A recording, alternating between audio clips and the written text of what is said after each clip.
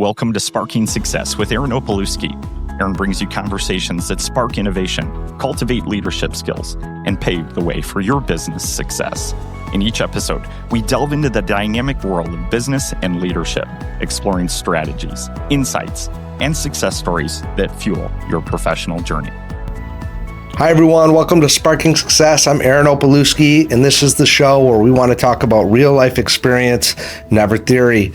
Today, we want to give you a quick system that we use, and I recommend that all our recruiters use, everyone in our organization, and it's something that I've started to even talk about in our interview process with people coming in. Usually I'm the last interview for someone coming in, and the reason I've started to talk about this in the interview process is, one, because I want everyone to understand that, whether they come here or they go out and do something else in life, like they're going to have hard parts of what they do. There's going to be adversity that comes up, and that's true in life. It's definitely true in recruiting. It's what makes recruiting not for most people.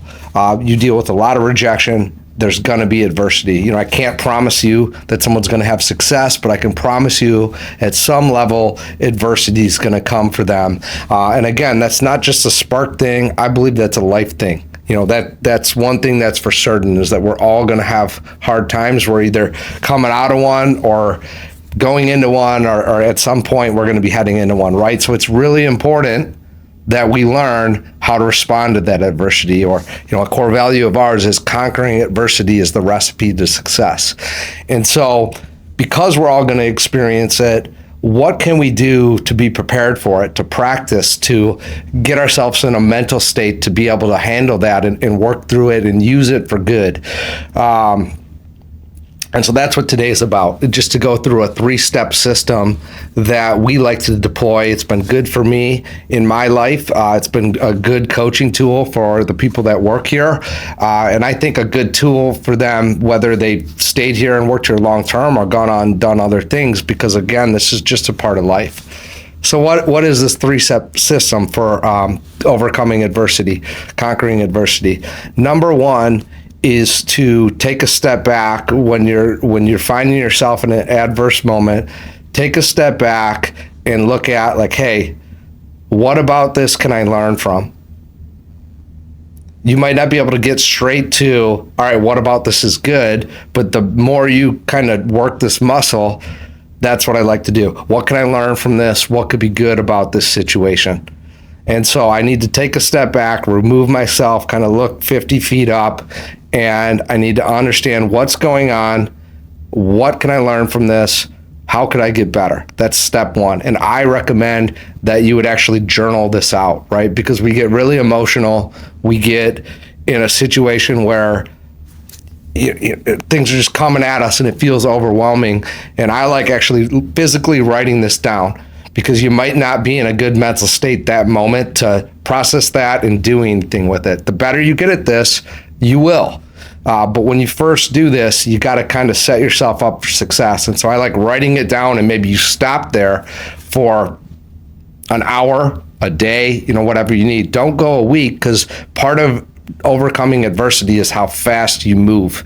You got to be able to move fast on getting to the next stage and working your way through it. And the best people, the most successful people in business, and I think in life, are figuring out ways not to avoid adversity, but overcome it, and overcome it quickly. And the better we get at doing that, the more success you're going to have in business. And I think the more fulfilled you're going to be in life. So the first step, analyze. What can I learn from this? Is there anything good about the situation or good that can come from it? That's number 1. Number 2, I'm going to look at the situation and try and evaluate, okay, it's called, you're keeping control of the situation. So, hey, what about this situation can I look at? And is there a pattern of behavior that's led me to this situation? Is there anything that I'm doing, decisions I'm making, things I've done, choices I've made, that have led me to this situation? What about the situation is repeatable or shows me a pattern that I can evaluate if I need to make adjustments on that moving forward? Hey, if I'm in this situation and it's because of X, Y, and Z decision, Okay, when I made those decisions, what state of mind was I in? Was I stressed? Was I, dealing with other things? Was I focused? Was I in the right state of mind? Was I on medications? Was I intoxicated? Like, again, you could do this in all areas of life for all different types of things, but I got to evaluate, hey, like, whatever's going on here, there was probably some decisions, choices, situations that led me down the path of what happened. And maybe not in everything, but you got to look at this in chunks of, hey, there's going to be some things where you made a decision and it created that adverse reaction. And so I got to look at those things and assess why. Was there a pattern? Is there anything that I can assess on that? I also want to write that down, or I want to take notes on it or whatever, because I want to get myself in a situation where it's like, man, if I'm seeing a pattern on that, I got to understand that this is an opportunity for me. Because if I have a pattern of this, what does that mean? At some point, I'm probably going to repeat the pattern. And so when that pattern repeats the next time, I need to be aware of it and take a step back before I make those types of decisions. So that is probably one of the biggest lessons for me when I've, made decisions and they end up being mistakes, which I'm not saying, you're going to make decisions, going to make mistakes, like things are going to happen, but like you just want to look at this stuff, right? Well, there's certain decisions that I've made that I can look back with that same framework. So, okay, like what can I learn from this? What can be good about this? Okay, is there any patterns, step 2 that I'm seeing? And I have seen some patterns in some decisions. And so what that does is it arms you with a radar for this moving forward, where it's like, hey, you're in this state, you're potentially going to lead yourself down the same pattern, and you can realize that that's going on and say, halt, pause, hold on a second.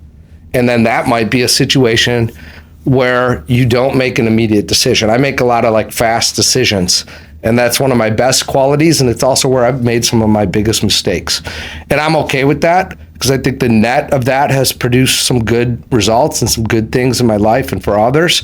But it's also created a lot of mistakes and things that I wish, I would have made different decisions on. So when I find myself in those situations now, what do I want to do? Well, I want to take a step back and say, pause, hold on. And I'm not telling you that I'm going to take a week or a day, but I'm at least pause, think about it, and try not to make the same mistake again, right? So that's the important piece. For me, what does that look like? Again, this is me personally. Well, that probably looks like pause. I'm going to pray about it. I'm going to go into kind of like my network of and it's a slim one, but a network of people I trust to get some opinions. That doesn't necessarily mean that their opinions are going to sway my ultimate decision, but I'm looking for a little more perspective before I move forward. So that's my system. Whatever it is, there should be a pause on your decision making. And again, I think a good place to start, if you're a believer or have a relationship with God, would be that you pray about it. And then you might go to a small network. You might do neither of those things, but you just pause, you journal it out, you think about it, you let it marinate for a night, you sleep on it. That's where that phrase comes from, sleeping on it. So that would be step 2. Step 3. This is the most important one. You can't overanalyze this stuff. That's why I'm not big on saying, I'm going to do this for a week or a month or it turns into a year. Like, no. I need to be able to evaluate this stuff and see that I'm in a situation where I need to take a step back. But then once I take that step back, I pause and I reflect. I need to make a decision. And then I need to take action. So if I'm in a adverse situation and I just sit there and kind of stew in it for too long, again, I'm not telling you not to think, I'm not telling you not to pause, I'm not telling you not to pray about it or not to like get some advice from maybe a small circle of people that have been there and done that before. Not from everybody, not from your aunt who's never dealt with anything that you're going through at the moment, or your uncle. or your friend from high school or this or that. Like, no, that's not what I'm talking about. I'm talking about a tight circle or mentor, group or whoever. It could be one person of someone that you trust and has been in this situation before and can give you good advice on it. That's what I'm talking about. But once you've done that, okay, now it's time to act, because the worst thing that we can do is sit there and stew in it and do nothing. We have to move forward. We have to move in general, and we have to go work forward on a plan that we put together to overcome that adversity. So those are the 3 steps: is look at a situation and reframe it. It's another way of saying it. So what can I learn from this? What could be good about this? Second, pattern recognition. Is there any patterns or things that I'm repeating that I need to evaluate moving forward? And then third, once you've taken that time to give this some thought, you're going to go right into action, and you got to go on it. Most people miss that third part.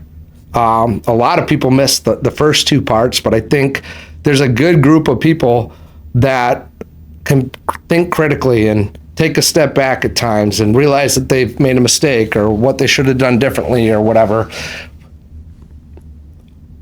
I'd say about half people, I don't know what the exact data on this is, but half the people that I would talk to, I don't think they struggle with that part. They struggle with the actual doing part. It's like, okay, it's time to go, or they take too long. And so my advice would be that you work through those 2 steps and you work to get to that third step at a quicker and quicker pace the more you implement this type of system. Again, this one works really well for me. I recommend it to all our recruiters. I recommend it to our salespeople because they're dealing with rejection and adversity every single day where something doesn't go their way. And so they have to get very quick on this, because if they stew on it, they lose the day. We have another core value: dominate the day. Don't let the day dominate you. And this is one of the first systems that I talk about on this, because your days matter. You can't lose days. I can't have an adverse moment derail my whole day, my whole week, my whole month, whole quarter, or whole year. And if you're not careful, that's what life will do to you. You'll have a situation and you keep repeating this story to yourself, and next thing you know, you look up and it's been 1 year, 5 years, 10 years, and you're still talking about how something didn't go your way.